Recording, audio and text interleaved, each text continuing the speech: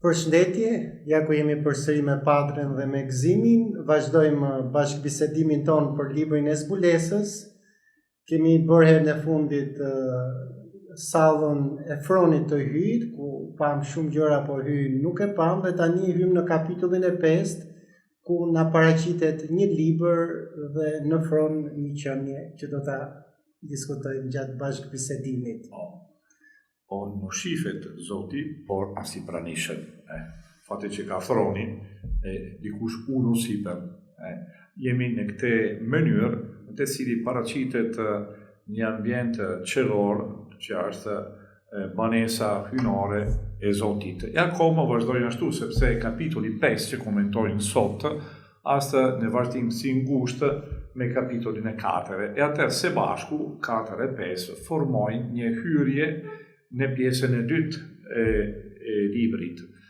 Kalojnë nga zona e parë, me të cili kemi pa një prezantim, edhe ata 7 letrat drejtuar kishave, që janë si një çfarë lloji shqyrtimi për situata e pranishëm, karakterizuar nga problematike, nga persekutimet, nga mosbesnikëri, nga shumë gjëra që shënon edhe jeta nga ana e gjallërisë shpirtërore, nga ana e mëkatit, se historia e pranishëm edhe të kishave është akoma gjithmonë karakterizuar nga dimensione që janë pozitive edhe negative. Por pas është shqyrtimi i parë, që është si një shqyrtim ndërgjegjes të kishave, kaloi një dimension tjetër, që është me hyrjen e praninë e Zotit, për me adhuruar ai i pranishës së bashku me të gjitha qenie qellore, edhe për me realizuar pjesa e dytë e liturgjisë. Si çdo liturgji edhe sot me Shenjtë në veçantë finon me një hyrje solemne, edhe me një moment të cili kërkohet falje, si pastrim shpirtëror për me qenë e denjë për me mesazhin e Zotit. Momenti e tretë është liturgjia e fjalës. Sot fillojnë pjesa që takon pikërisht liturgjia e fjalës, si do ta dëgjojmë më njëherë, duke lexuar fragmenti i parë që komentojnë kapitulli 5, resta 1 deri në 5. Në të djathtë atij që rinte ulur në Fron, pash një libër të shkruar në të dy anët, të vulosur me 7 vula. Pash edhe një angjëll të fuqishëm që shpallte me zë të lartë. Kush është i denjë të thyej 7 vulat e të hap librin? Por askush, as në qiell, as mbi tokë, as në nën tokë, nuk mund të hapte librin e ta shihte atë. Atëherë unë fillova të qaj shumë, nga që nuk u gjet askush i denjë për të hapur librin edhe për ta parë atë. Një nga pleqt më tha: mos qaj. Ja, luani nga fisi Judës, rënja e Davidit, nga dhënjeu dhe mund t'i thyej të 7 vulat e ta hap librin. Një nga pleqt më tha: mos qaj. Ja, luani nga fisi Judës, rënja e Davidit, nga dhënjeu dhe mund t'i thyej të 7 vulat e ta hap librin. Spontaneisht me bie në mend përpara një skenë të tillë një pjesë e Ungjillit, e në veçantë Ungjilli e Lukës, kur Jezusi shkon në sinagogë e Nazaretit në ditët e shtune, edhe është ftuar për me drejtuar popullin fjalën e Zotit për predikuar. Por përpara vjen një shërptor që dorëzon rrotull volume e librit e Izaias profet. E thotë që Jezus e hap e shpall çka është e shkruar e komenton në mënyrë sintetike çka keni dëgjuar sot në librin e Izaias profet u realizua më njëherë në këtë moment. E të gjitha dinamike janë dinamike liturgjike, liturgji që është karakterizon jeta të sinagogëve, në të cili pjesa qendrore është shpallja të profetëve edhe të ligjit e Mojziut, që ishin komentuar e paraqitur popullit, në këtë formë që na paraqet pikërisht Shën Luka. Por edhe këtu kemi diçka shumë afër, diçka të tillë. E kemi fillimin e liturgjie fjalës, që përqendrohet në një shembull fuqishëm që është libri, e do të shikojmë tani karakteristikat e librit dhe funksioni që ka librit, një libër që kërkohet kur të lexon, kërkohet një lexues, po që nuk ka fjesë një lexues, po dikush që zbulon kuptimin e vërtetë, duke realizuar çka është brenda librit, se kjo është kuptimi. E fillon një kërkim deri kur do ta gjejmë kush është ideja për me zhvilluar këto shërbim. Do të kemi një çfarë lloj paralelizëm nga çka është paraqitja e Shën Gjonit në librin e zbulesës, që thotë se çdo gjë realizohet e zbulohet nëpërmjet Jezu Krishtit, e Jezu Krishti në vetë në Ungjilin e Lukës, që thotë çka unë ka thënë në këtë moment është realizuar në misionin tim mesianike. Janë dy kuadre paralele që na jepin njëjtin mesazh në fund e fundit. Në dy perspektiva të ndryshme, një historike lidhur me jeta e Jezusit, tjetra për me shpjeguar çfarë është funksioni i Krishtit mas Pashkën e tij, ku të gjitha nuk janë vetëm paralajmëruar ose profetizuar, por janë realizuar në vdekjen e ringjalljen e tij. Mirë, tani kalojmë duke komentuar mas kjo inkuadrimi i përgjithshëm, rest për rest duke vëret disa gjëra që meriton me qenë shpjeguar. Në të djathtë të atij që rrinte ulur në frën, pash një libër të shkruar në të dy anët, të vullosur me 7 vula. Jemi përballë madhëria e Zotit, flitet akoma për ai, nuk thotë kush është, po as hyi që pustetshëm, që është ulur në fron, e në djaften e tij, do të thënë në dorën e djaftë, ka një libër. Është Zoti që ulur në pozicion madhështore, e ka si një skept dorë mbretërore, një libër, mos harroni kur flasim për libër në këtë kontekst, kemi të folur për volumatona, por për rrotull, për të arsye ka edhe forma që ka mundësi me qenë mbajtur nga dora. Dora e djaftë është dora e punës, dora e luftës, dora vepruese, do të tregon pushteti. Pushteti e dorës. E fjala që është në libër janë bashkangjitur. Do të thënë se në libër është realizuar, është shkruar, jo vetëm çka dora e Zotit ka shkruar, por çka dora e Zotit realizon e ka në plan për me realizuar në armën e kishës. E ky libër që është një rrotull papirusit ose pergamenes, ishte zakon në asaj koke, sidomos papirusi, quhet biblon, do me thënë një rrotull që normalisht ishte shkruar vetëm në faqen e brendshme. Nëse ne shikojmë një fletë, për shembull, shikojmë se mrapa është bardhë. Është shkruar vetëm nga një anë, dakord? E kuptojnë se duke krijuar një rrotull, në këtë mënyrë, ne kemi mesazhin si brenda një zarf, domethënë që nuk shifet çka është shkruar brenda. E kjo ishte mënyra normale. Filloi me shkruar në 2 anë, kur fleta bashkohet me formuar një fletorje. Atëherë janë shkruar para edhe mbrapa. Po këtu kemi një rrotull që nuk është normal.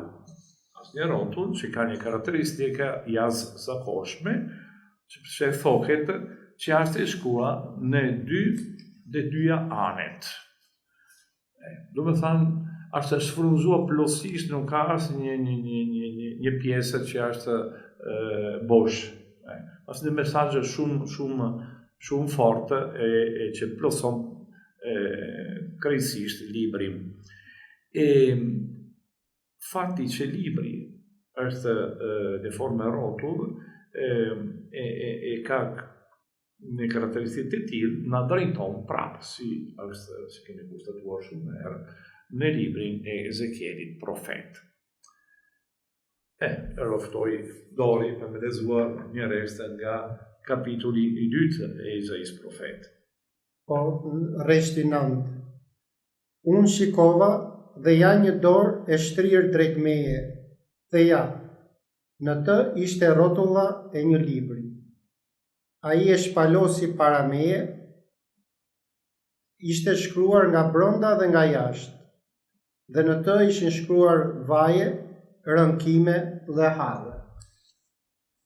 Atëherë, nëse as i njëjti libri, e patjetër se Gjoni as frymzuar nga ky mesazh më i vjetër, më i lashtë e Ezekielit,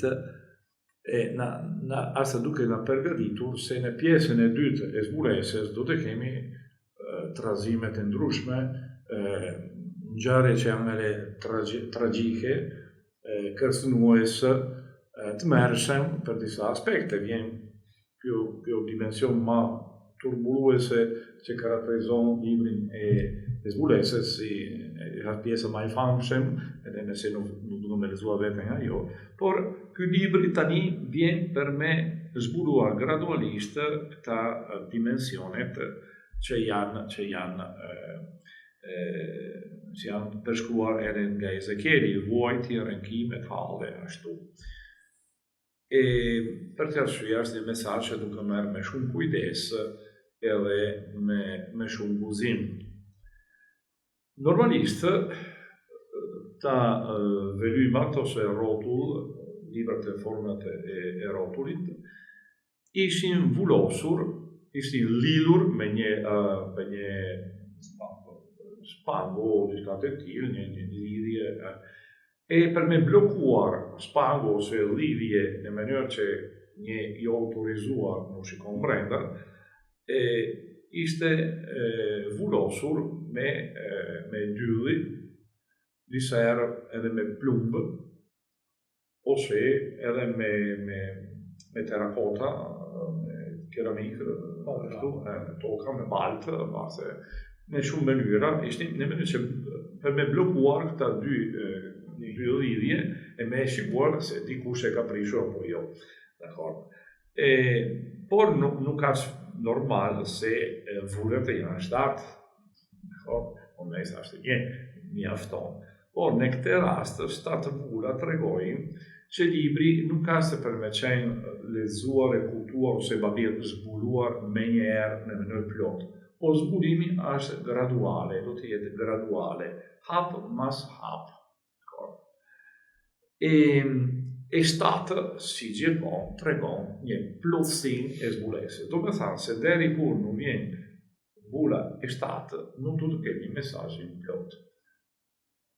Për të arsye, çka karakterizon libri në vazhdimin e tij, tani, do të jetë se gradualisht prishet njeri mas tjetri, vullat, e zbulohet ajo pjesë që takon, për me kaluar në një zbulim një shkallë tjetër, deri kur do të jemi në pjesën e fundit të librit, hapja e vullën e 7, që është plotësimi i mesazhit.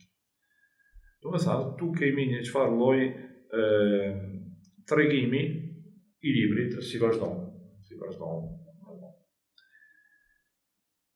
Mund ta shtrim këtë padre për gjithë Biblën ose zbulesën. Pra kuptojmë që zbulesa është graduale. Po, gjithmonë në historim se për këtë arsye çka shikojmë nuk është mesazhi i fundit. Për shembull, ne flasim ose përjetojmë luftrat, për shembull, edhe sot. Është fjala e fundit kjo?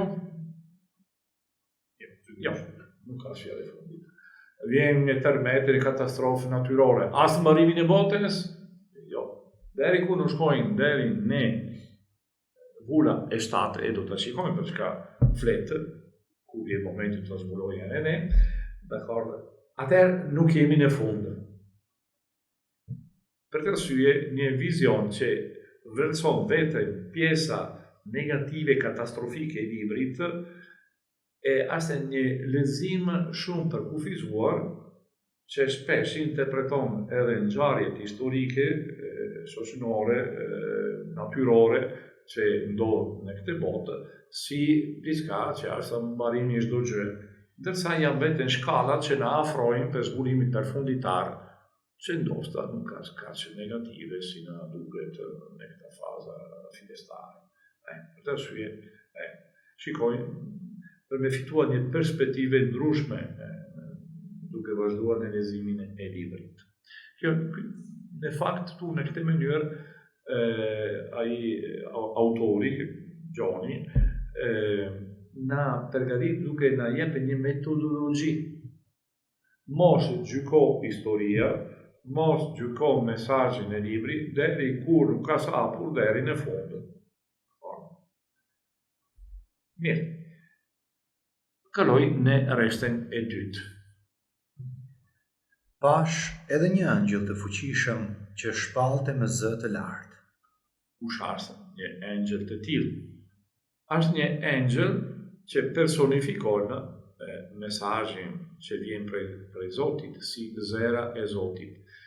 Mos harroni që fjala angjël, angelos greqisht e ka me si kuptim fjala mesazher, është ai që jep mesazher ose edhe mesazhin e vetë. Një angelos është një mesazher, po ka mundësi ta interpretuar si mesazh.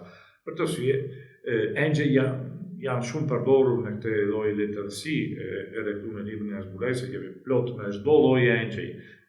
Angjëj djallëzor, disa herë ata rebel, si ata që janë besnik ndaj Zotit, ose se paraqesin aktivitetet e ndryshme të Zotit si komunikimi. Kjo është kuptimi e angjëlit, sidomos në rast të tillë. Asë një angjël fuqishëm, sepse është lidhur drejt për drejt me pushtetit hyjnor. Ai shpal me zë të larta, zera e Zotit që komunikon neve. Gjithmonë me një ndërmjetësimi, nuk ka mundësi për me shku të Zotit drejt për drejt. Që kemi pa edhe në mënyrën të cili flitet për të.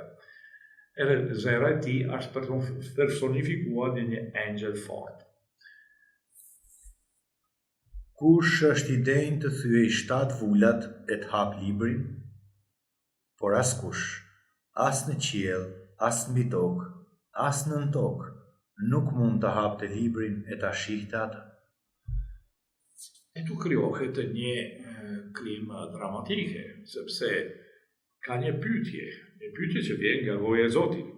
Angjëli fortë që personifikon vuletin e Zotit që flet, kërkon në këtë obor qellore, të cili, si do të shikojnë, janë mjera qenje të ndryshme, edhe Gjoni i vogël atje në rast të tyre, i vetmi që është një qenje njerëzore. Mirë, atëherë kërkohet dikush i denjë për me hapë librin, për me filluar me zbuluar. Por nuk ekziston askush që janë në Zotin. E në fakt tu kemi një pyetje, kush është ai? Është një nga ana letrare thuhet një pyetje retorike, do të thotë një pyetje kot që ka brenda përgjigje. Përgjigja është askush. Nuk ekziston një pushtet tjetër që nuk ka hyjnor, që nuk ka mundësi, që ka mundësi për me zbuluar, do të thotë realizuar çka është shkruar në librin e vullnetit të Zotit ose në planin e tij shpëtimtar. Është çka Zoti e ka shikuar e parashikuar edhe dëshiruar për çka është njeriu dhe krijimi në tërësinë që nga fillimi, do të thotë nga krijimi. Shpesh do ta shikojnë si gjërat që kanë ndodhur në fillim e kanë kuptimin e plotë me çka është në fund. Do të thonë, shumë gjëra që janë në librin e Zarafiles e jepin një përgjigje definitive në librin e zbulesës që e kanë disa pike kontakt dhe simbolike shumë fort. Do të thonë, çka është në fillim, është në mbarim, sepse në fund dy ekstremet takon në mënyrë tjetër. Lexojmë akoma edhe restin e 4. Atëherë unë fillova të qaj shumë, nga që nuk u gjet askush i denjë për të hapur librin dhe për ta parë atë. Atëherë, këtu kemi një skenë dramatike, Gjoni kërkon një përgjigje, po askush në këtë estje plotë para Zotit ai.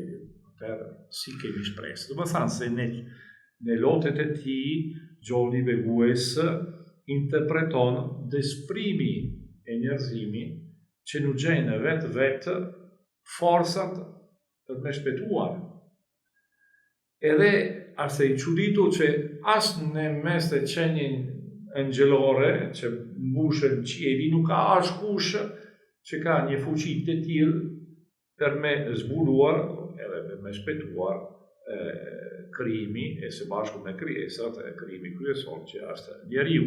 Është mesazhe që na përgatitet për me kuptuar kush është në vërtet i denj e kush është ai që vjen e në çfarë fuqi është i veshur. Dakor? Është një përgatitje shumë e rëndësishme që na jep disa sinjalizime të qarta nga ana teologjike për kush e ka në vërtet mundësitë me shpëtuar njeriu dhe për me shpëtuar historia e botës. Tani vazhdojmë sepse një përgjigje në fund. As ato 4 krijesat dhe 24 pleq që kemi parë në kapitullin e më parshëm, nuk kanë mundësi ta. Ata nuk kanë mundësi, por një prej tyre, si dëgjojmë më një herë, do të jep përgjigje. Një nga pleqt më tha, mos qaj. Ja, Luani nga fisi Judës, rënja e Davidit, nga dhënjeu, dhe mund t'i thyej të 7 vulat e ta hap librin. Ekziston një. Por, kupton se ky nuk është një thjesht njerëz. Njeriu nuk është një njeri, nuk është një engjël. Çka është? Një LGBT. Jemi duke krijuar vërtet një përgjigje që është një teologji autentike, di natyra hyjnore e ai që ka mundësi për me vepruar shpëtimin. Ndryshe nuk funksionon. E për të arsye, një prej pleqve që janë si asistente e thronit, që janë krejt afer thronit, e jepin një mesazh shpresës. Jo, mos despro sepse dikush ekziston. E ai e quajti Luani nga fisi i Judës. Luani fisi i Judës është një shprehje tipike për me parashikuar, për me folur për Mesia, ai që është Mesia. Luani është shembull e fisit të Judës. Me simbologjitë e fiseve, çdo fise ka një kafshë referimit, një shembull, e Juda ka Luani. Luani fisi Juda është përfaqësues kryesor që përmbledh kjo mision e një fisi as fisin mbretërore. Për fiset që është vendosur në krye e Izraelit. E me njerë thohet rënja e Davidit, do të thënë, është kjo shtëpia e Davidit që është shtëpia mbretërore. Po ne e dim se kush është nga shtëpia e Davidit e që në këtë mënyrë përfason elemente më shpikatur e fisis e Judës, dakor, mas Davidi, në shpikon shumë mirë dhe në gjithë është vetë Jezusi, është shtëpia e Davidit si Mesia që personifikon të gjitha kushtet domosdoshme. Jemi duke bërë një teologji, një kristologji mbi kush është Mesia në vërtet. Që në fund e fundit nuk ka së thjesht, si kemi dëgjuar përpara, një pasazhve toksore e Davidit si një mbretër tjetër me dignitet më të lartë por njerëzore, po është i kush që vjen e do ta shikojmë më një herë pozicioni që ka, vjen nga një nivel që është super engjëve. E njëjtë gjë në mënyrë të ndryshme e thoj letra e hebrejve. hebrejve, sepse hebrejt i kanë pasur shumë problema hebrejve dhe judejtë në atë kohë me këte angelologi, studime e engjël, funksion që ka engjël në shpëtimin e botës, ashtu nëse lexoni me vëmendje letrat e hebrejve, thotë ai Jezusi asa një diçka që te i kalon për masat e engjëllore, nuk është një fjestë, as dikush ma tjetër, një kristologji autentike që na flet në këtë mënyrë për çka ne thojnë sot natyra njerëzore, natyra hynore, jo vetëm njerëzore, e Mesisë, do thënë Jezusi Krishti. Në vërtet është e qartë, sepse kur thot as në qiell, me kur i referohet qiellit përgjithsisht flitet për natyrën angjëllore, as në tokë, pra as një njeri, nuk është pra as njeri, as angjëll ai që mund ta sjellë shpëtimin. Por është ky lumani. As në nën tokë. As në nën tokë. Pse nën tokë? Nën tokë nuk ka se për me menduar shtëpia djazore. Jo, ky nën tokë as botët e vdekurve. As Mojsiu që ka vdekur. As ata që janë vdekur, që janë spirita që jeton, që kanë kaluar nga kjo jetë, janë tre nivelit e botës, qieli, toka e nën toka, edhe shepali ka diçka të tillë. Mirë, ai që vjen sot shepali e zotëron të tre. Zotëron të tre. Do të thajë jemi në nivel tjetër, jemi të folur për natyra hynore e Krishtit.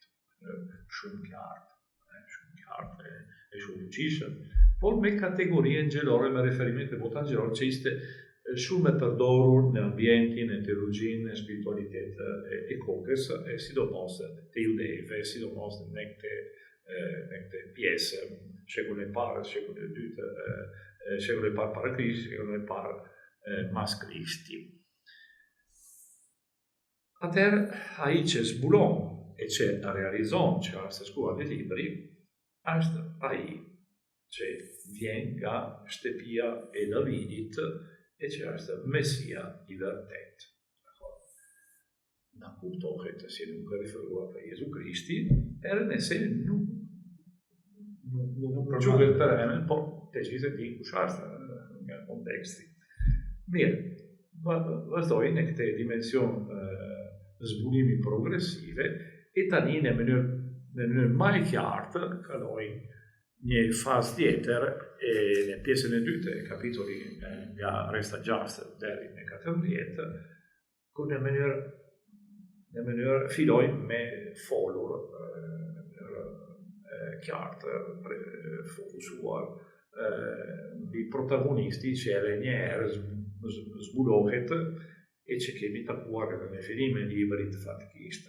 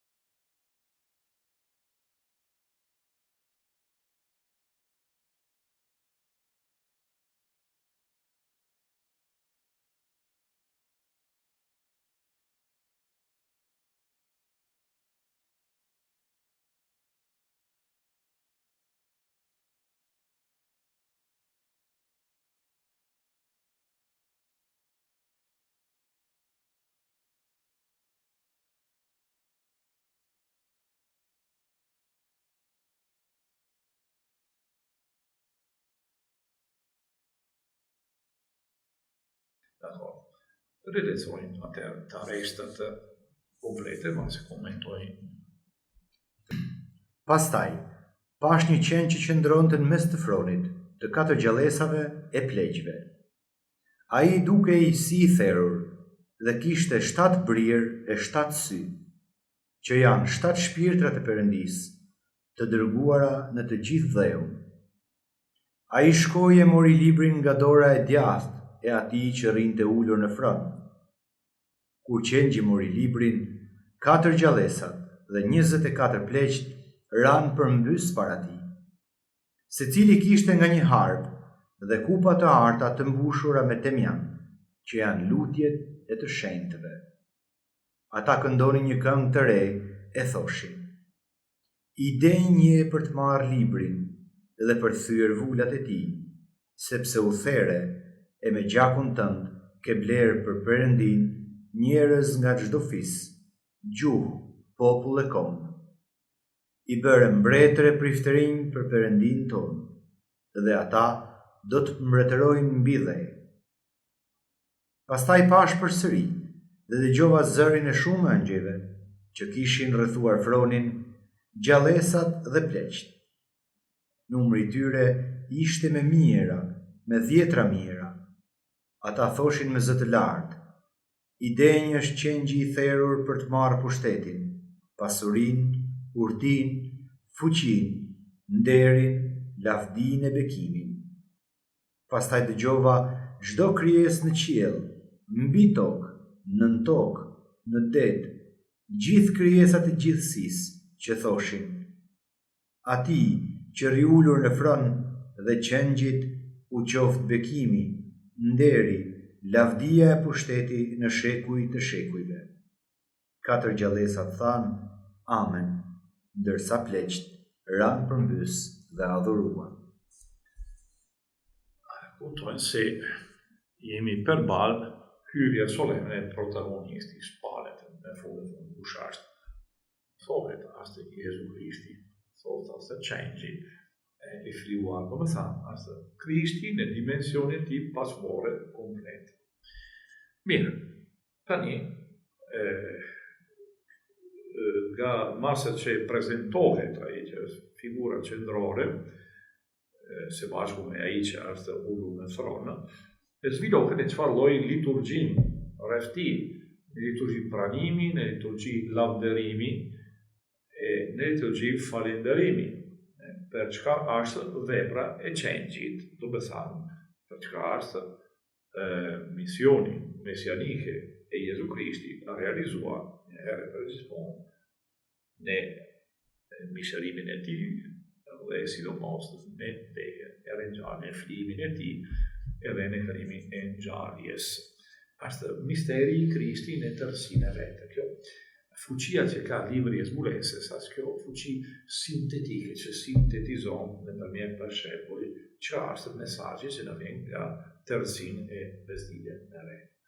Për të shkruar pozicioni atje në fund si vula përfunditare të librave biblike është shumë i përshtatshëm, Padre, unë isha mësuar për Ungjillin e Gjonit që është shumë kristologjik, po më duket se më kristologjik se zbulesa nuk ka, me sa po përjetoj unë. Teologët thonë se është në mënyrë maksimale, që zhvillon në mënyrë maksimale teologjia e ringjalljes, teologjia e bashkëmarrjes të Krishtit, është pikërisht zbulesa që kemi thënë, nuk kemi sigurisht shpejtësi, nuk kemi mundësi për me thënë se është i njëjti Gjoni, por ky është e njëjti shkollë e Gjoni që ka shkuar Ungjillin e Gjonit, do të thënë se në rrenjë ka mundësi, të cilë mendojnë se është ashtu, që ka vërtet dëshmin edhe frymëzim dëshmitare e Gjonit Apostull, që ka formuar ata dishipuj që tani e transmeton mesazhin e tij në format e ndryshme nëpërmjet Ungjillit, të cili shifet që ka edhe disa 2-3 dora atje brenda, që janë ata dishipuj që vazhdojnë me punuar, me transmetuar e shkruar mbi çka është mesazhi i Gjonit, po ashtu në 3 letrat edhe në mënyrë veçantë edhe në zbulesën. Duket patë se këtu fillon ndryshimi me Danielin edhe me Ezekielin tek. Po, ky është në film Kondori ka thënë ma Jashtë kamerës. Jashtë kamera, ky Gjoni zbulesës është një kopjas.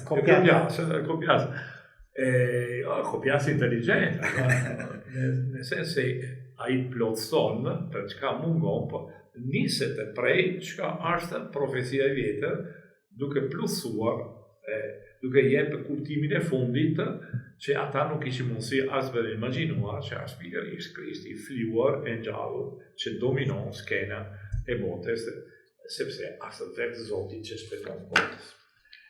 Mirë, Atëherë jemi gjithmonë në salla e fronit, në të banesa qellore, mbretërore, hynore.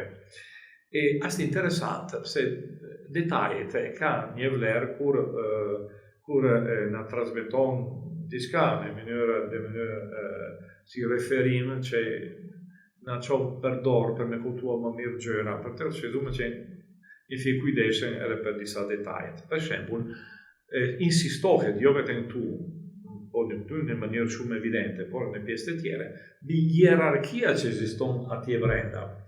Që nuk ka se vetëm një sheshe madhe të gjithë populli të mbledhur.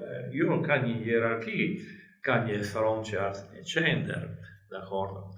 E flitet për një qengjë që qëndron në mes të fronit. Po përpara kemi thënë se ishte dikush ulur mbi fronit, ka një fron bosh. Atëherë, imagjinata do të me krijuar në mendjen tonë ata fronet si fronit e sultanit, që nuk janë si kariga të mëdha, si janë fronet perëndimore zakonisht, por këto fronet lindore që janë si divan, E cili ka vend edhe për më shumë njerëzve. Dakor, ata që ai fton si dinjitar që kanë drejt për me afruar.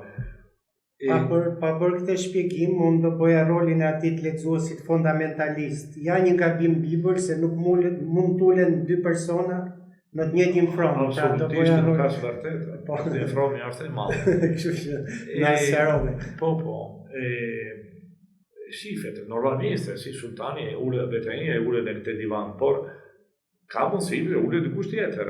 Në këtë rast, fakti që thohet se qengji ulet afër ai që është ulur, për të cilin kemi folur përpara me disa gjëra jo direkte që na tregon se është vetëm Jave, krijuesi i botës dhe shpëtuesi i Izraelit, dakord? Ime duhet thënë se bashkandaj e njëjti nivel, e njëjti natyrë, e njëjti hyjni, e njëjti pushtet. Jemi në formë shpjeguese e ajo që do të zhvillohet në mënyrë plot si teologjia trinitare. Kjo barazim e natyres që kemi ndaj Ati dhe Birit, që bashkëndar çdo gjë. Për të arsye në thronin ka edhe qengji. E pozicionin e tij është në pozicion qendrore në mes të salla mbretërore e qejit. Rreth tronit kemi edhe një herë, se kemi dëgjuar në fillim, por të ripërsërihet 4 gjallësa të pleqve, e kemi njohur, e kemi shpjeguar simbolizëm, e tani fillojmë me duke krijuar disa rreth qerkuj koncentrike që të krijojnë, çka është qendër parasyshme, hierarkia që spendahet e se largohet gradualisht për rëndësia e fuqia.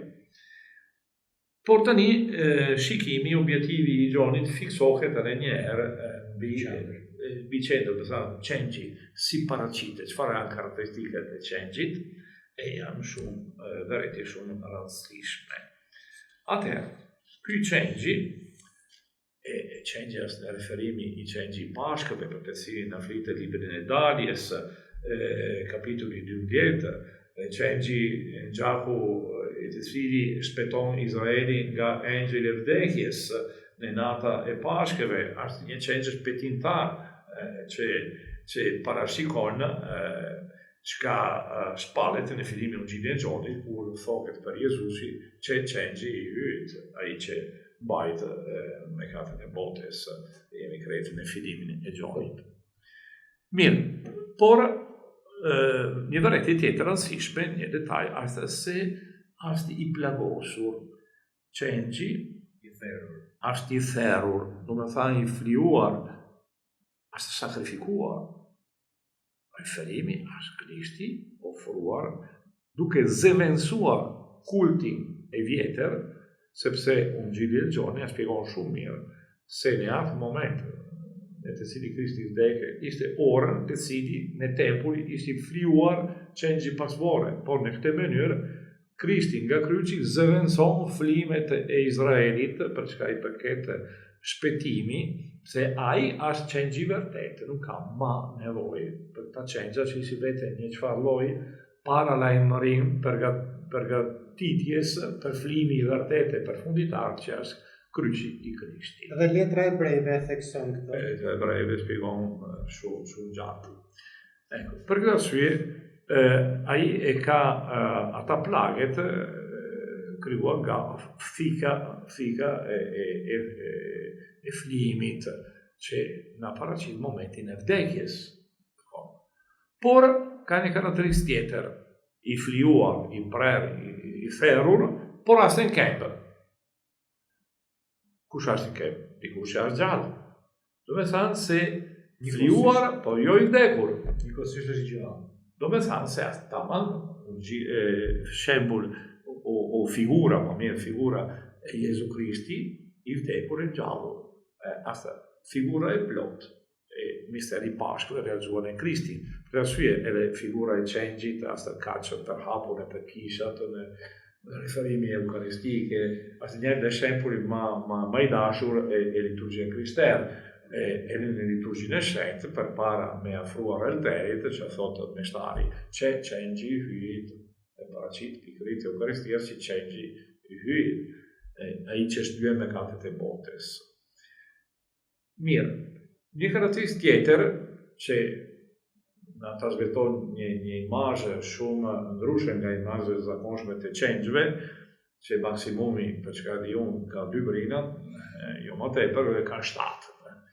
Por janë 7 si gjithmonë në librin e zbulesës që tregon çka brinat janë gjithmonë shembull e forcës, forca, digniteti, diçka që tregon fuqia. 7 është dignitet edhe fuqi plot. Plot fuqishëm, kjo janë 7 brina. E ka 7 syte, kjo është një detaj akoma më shumë mostruoze që na një figurë në fjetë mërë, por nuk duhet me parashikuar vetëm nga ana figurative, duke më shumë kuptuar nga ana simbolike.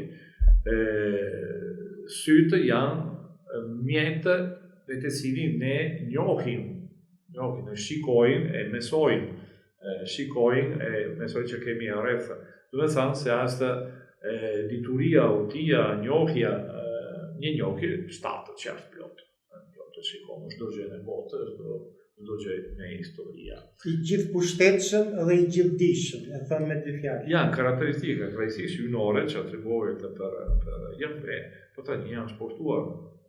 E shpjegove pse janë një njëjtë dhronë, pse janë një njëjtë natyrë. Nuk ka janë persona të ndryshme që kanë edhe por që janë bashkuar në një realitet. Filon një teologji tamam kristologjia dhe çfarë lloj teologjia trinitare që do ta sfilojmë edhe gradualisht me elemente tjera, pse akoma nuk flasim për Spiritin Shenjtë. Por disa vereti do të kemi edhe për Spiritin Shenjtë duke vazhduar. Ai shkoi e mori librin nga dora e djathtë e atij që rrinte ulur në fron. Ai, do të thënë qengji, do të thënë Jezu Krishti, në vdekjen e ngjarjen e tij, shkon, është ulur në tron, nga ai që është ulur e merr. Ai është dhe. Do të thënë se vetë një qenje hyjnore, dikush që ai njëti pushtet, barabar si ai që ka krijuar botën, e ka mundësi për me shpëtuar botën. Si ban teologji duke treguar diçka, jo duke ban koncept abstrakt.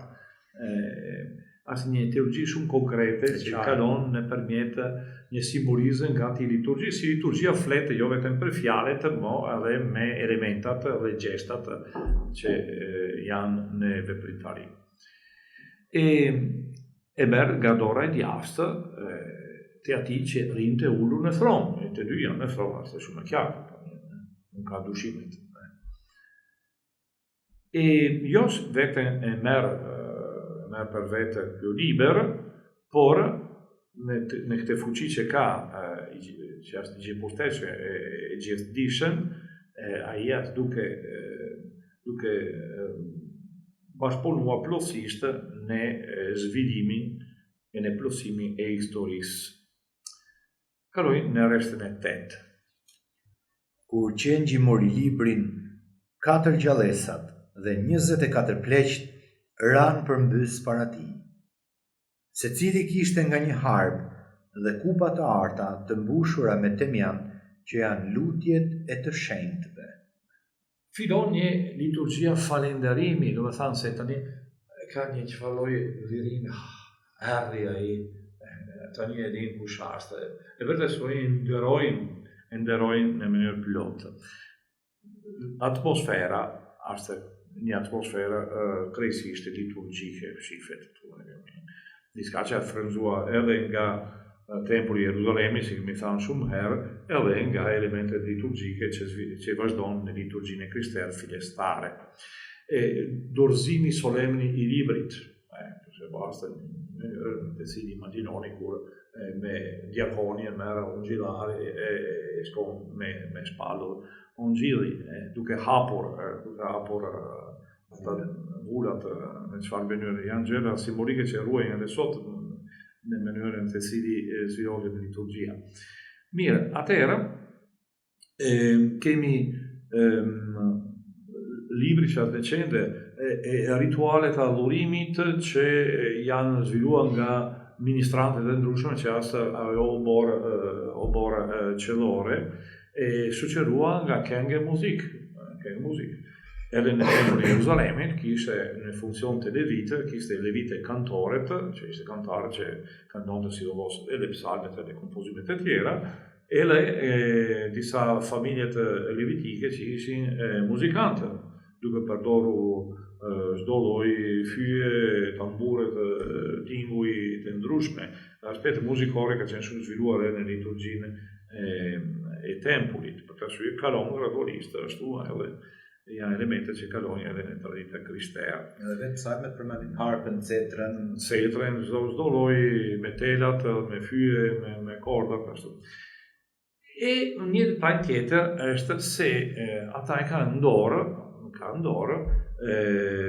disa kupat janë si për me kemos, do të thënë janë kupat metalike të cilat janë brenda karbonet me temjani ose kemi që shkrihet e që formon kjo tymë me armirë që lartësohet në lartësin e që shpjegohet shumë mirë tu simbolizën që është arsye për të cilën edhe sot e përdorim në liturgjinë temjan që janë lutjet e shenjtërve. Do të thënë se lutjet e shenjtërve janë kjo armirë që shkon në praninë e Zotit. E ta shenjtërit, ne dim kush janë shenjtër, janë ata që ishin tu partitë në elteri, tu pritë shpëtimi, tu pritë drejtësia e Zotit, janë shpëtuar, por që Zoti plotson planin e vetë dhe vlerësimi i sakrificit e tyre që vazhdon sakrificin e qengjit. Mirë, ata çfarë janë këta lutjet? Janë lutje për ata që bërtisin në para Zotit e që tani brokullin asim se erdhi ai që fillon me hapur vullat e për me plotësuar kuptimi e historisë. Mirë, kalojnë në rreshtën e 9. Ata këndonin një këngë të re e thoshin: "Idejnë je për të marrë librin dhe për të thyer vullat e tij, sepse u there e me gjakun tënd ke blerë për Perëndin njerëz nga çdo fis, gjuhë, popull e kombë." Tani kaloj një aspekt tjetër liturgjike, që janë imnet që asamblejnë ose kori vlerëson Zotit. E imnet e kanë një kuptim, nuk janë vetëm fjalë poetike, por ata përmbledhin në vetë vepra e Zotit, lavderohet Zoti për çka ka vepruar në shpëtimin e njeriut.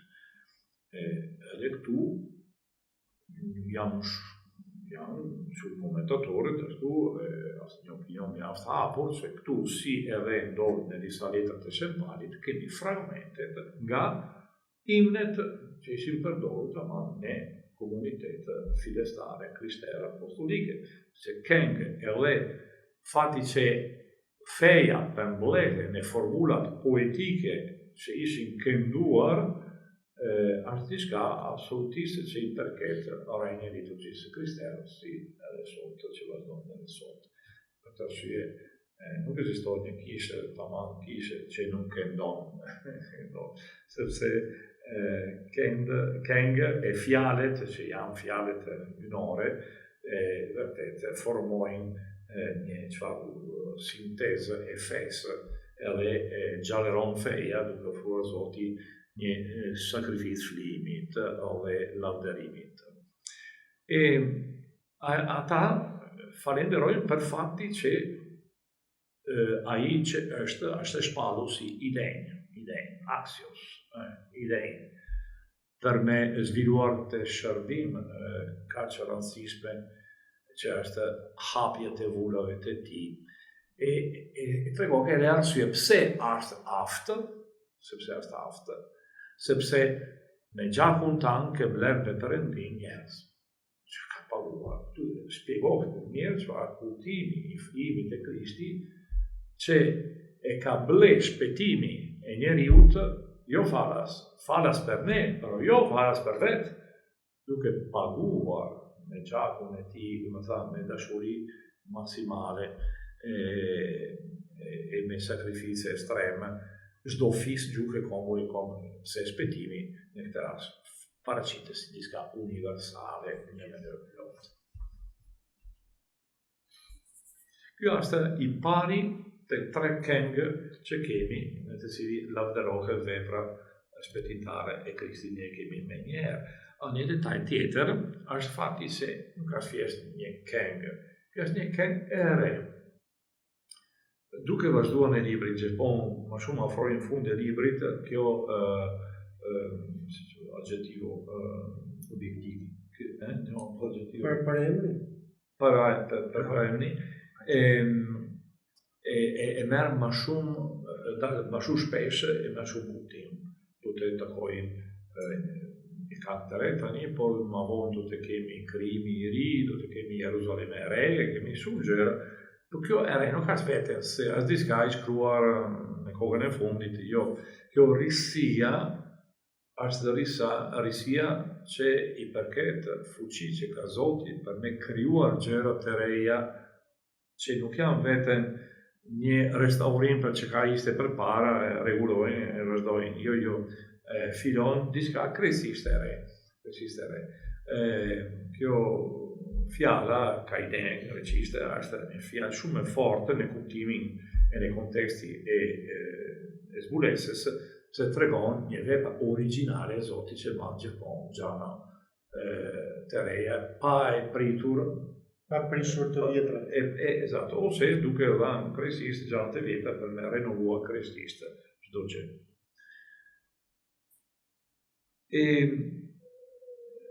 Është interesante me krijuar një paralelize edhe një herë me librin e Daljes. Nëse ne lexojmë në kapitullin 50 në librin e Daljes, do të shikojmë si masë kalimi deri në kuçë që është eveniment për ekselencë që tregon shpëtimin e Izraelit dhe lindja e tij si populli i lirë nga vepra e Zotit, jo nga vepra njerëzore, e që kemi me njerë, kemi dy këngë e Mojsiut e këngë e Marisë, që lavdërojnë Zotin, sepse është fitimtar. Edhe këtu, masë kemi shikuar Krishti që është Pashka jonë, kjo Pashka e re shoqërohet me këngë, e është një këngë që vjen nga goja e të drejtëve, që lavdërojnë qenjë hynor për çka ka krijuar, që është një Pashkë tjetër, jo një kalimi i dedit, por kalimi nëpërmjet duart e vdekjes, duart e humbjes me një jetë e re që është ringjalje. I bëre mbretër e prishtërinj për Perëndin tonë, dhe ata do të mbretërojnë mbi dhe. Është rreth e fundit e këngës, mas se flitet për çka ka bërë Krishti, thotë si nga dalja e Egjiptit, nga kalimin e dedit në kuçë, u lind një popull i ri që nuk ekzistonte, përpara ka qenë një turp shklavesh, Tani nga kjo kalimi I Krishtit nëpërmjet luginë e vdekjes deri në ringjalljes në misterin e Pashkëve, që ka krijuar një popull tjetër formuar nga bregër e prifterinë për perëndin tonë, që tregon ata dignitet që shpalet edhe në sakramentin e pagëzimit si mbretëror, domethënë sundues që bashkandaj fuqinë hyjnore edhe dërmjetësues që janë prift që dërmjetëson e që lansojnë një kult idejnë për Zotin. E ata do të prenderojnë mbi dhe, kjo është një mision universale, lind një popull I rriti, popullit të pagëzuarve, që përmbledhin në kishën e shenjtë. Po na thua padre, sikur se qengji I daljes është një figurë e Krishtit, edhe këtu populli I ri që krijohet në dalje është një figurë e popullit të ri kishës që do krijohet nga Pashka e Krishtit. Që dalet nga Pashka e Krishtit, patjetër. Mirë. Vazhdojnë tani duke paraqitur një këngë tjetër, më I vogël, por interesante edhe ky. Resta 11. Pastaj pash përsëri dhe dëgjova zërin e shumë angjëjve që kishin rrethuar fronin, gjallësat dhe pleqt. Numri I tyre ishte me mijëra, me 10 mijëra. Ata thoshin me zë të lartë: I denj është qengji I therrur për të marrë pushtetin, pasurinë, urtinë, fuqinë, nderin, lavdinë e bekimit. Akoma tani kori nga një kori më I vogël, këngë përhapen në ta në asemblenë, që është një asemblenë, pa fundë. Këta numërat janë vetën numëra simbolike, me tha, një numër pa numër, faktikisht, dakord. Për të nuk ka mundësi për me numërua ata që janë e pranin e Zotit, e këta çdo lloj qenie shpirtërore që shërben Zotin në qiell. E ata thoshin me zë të lartë, ose prohorisin me fuqi. Akoma idejnë është qengji, do të thënë se lavdit është drejtuar gjithmonë për qengji e për veprën e tij. Qengji sepse është I therrur, ka shpjeguar përpara, sepse ne ka bërë me gjakun e vet. E për këtë arsye, ne kalimin e dëgjesës ndaj planin e Zotit që është përmbledhur në vullnetin e tij, vjen çdo pushtet që ai ka. Do të thënë se shpejton sepse është bashkëndar ajo pushtet me ai që ashtu në thron. E njëkohësisht tregon plotësisht kjo lloj pushteti sepse e ka kry me dëgjesën plot misionin e shpëtimit. Pastaj dëgjova çdo krijesë në qiell, mbi tokë, nën tokë, në det, gjithë krijesat e gjithësisë që thoshin: Atij që rri ulur në fron dhe qengjit, u qoftë bekimi, nderi, lavdia e pushteti në shekuj të shekujve. 4 gjallësat thanë amen, ndërsa pleqt ranë përmbys dhe adhuruan. Atëherë, nuk janë 3 momente ndryshme, janë 3 momente që janë lidhur njëri me tjetrin. Atëherë, fillon lavdit e adhurimi me ata që janë rreth fronit, përhapen në qiell e mbar, por tani janë përmbledhur në këtë lavdim, në këtë kulti, liturgjinë hyjnore kozmike, edhe realitet që janë në këtë tokë, do të thënë dimensioni të krijesave tokësore. Për të arsye, tani janë zera të krijesave, çdo lloj krijesë, edhe kafshat edhe Gjithë krijimi adhuron Zotin. Adhuron Zotin në qiell, janë trupa qelore, për shembull, në tokë janë ata kafshat edhe njerëzve, në tokë edhe shpirtrat e vdekurve, ata janë mrena. Në det, dimension tjetër, ambienti tjetër të cili zhvillohet jeta kozmike. Është një korë tani që edhe nga kati I parë lartësohet deri në katin e tretë në lartësinë e qiellit. Është bukur si një simfoni universale, që fillon me disa instrumente që përhapet, duke që nuk përjashtohet realitet materiale i kësaj botës. Edhe kuptojnë edhe duket sikur realizohet letra Shëmpalit kur thotë i gjithë krijimi pret këtu duket sikur realizohet. Në qiell, në tokën e në tokën, ai ka gjithë krijesat letra Filipianëve e në Filipi kapitulli parë, rreth një jetë, asnjë këngë krijesat që shpallet universaliteti të shpëtimit në këtë shkallë zbritjes se prej arti shkon deri në fund. Jo, edhe këtu gjithë krijesat e gjithësisë. Po. I gjithë krijimi është ai që po e lavdëron Zotin. E lavdëron, kuptoni sepse psalmet e ftojnë e krijesat me lavdëruar Zotin. Mendoj kënga e Shë Franceskut, jemi brenda kjo ide. Zoti nuk përjashton asgjë, nuk ekziston një realitet sepse është materiale biologjike ashtu që është larg e nuk ka është interesant vetë gjëra gjelore janë interesant. Jo. Zoti çka ka krijuar ai shpëton. Jo vetëm njerëz, edhe kafshët, e thonë Shëmpali, të gjitha krijesat janë si një dhimbje e dhimbjes duke pritur shpëtimin. Për këtë arsye ka një shpëtim universal që nëpërmjet edhe shpëtimit që vjen njeriu, por lidhet me të gjitha krijesat e tjera që kanë dalë nga duart e Zotit e që kthehen në duart e Zotit në përqafimin e tij. Padre, nuk doja të ndërprisja rrjedhën, por doja të pyesja kur thotë se me gjakun e tij ka bler popull për Perëndin. Në gjuhën semitike të asaj kohe, kjo me bler me gjakun ka ndonjë kuptim kulturor apo është thjesht për treguar sakrificën e Krishtit? Jo vetëm për hebrejt dhe për shqiptarët, blekën me gjakun, çka blekën me gjakun? Jeta e toka. Ku ka dalë gjaku atje është porosia, është një ndërparimet e teknologjisë. Për të arsye toka mbrohet me gjaku e vlerë me gjaku. Do të thënë gjaku është gjëra më të bukur, nuk ka monedha tjetër, as jeta, për arsye duke më mbrojtur në mënyrë maksimale. Atëherë këtu kemi një element liturgjik tjetër. Të katë gjolesat, thoi amen. Edhe se çdo lavdërues në shekujt e shekujve, ne duket që jemi në kishë, nesër kërkojmë meshën e shenjtë, do të dëgjojmë prapë ata shprehje që formojnë shprehje tipike e liturgjisë e krishterë.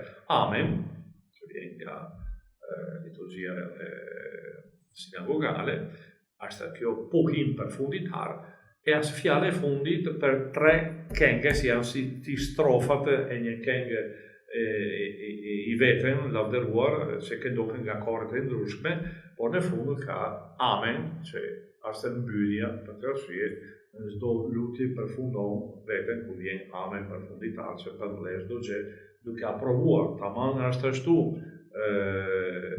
është e vërtetë. Pohohet se çka është kënduar është vërteta absolute.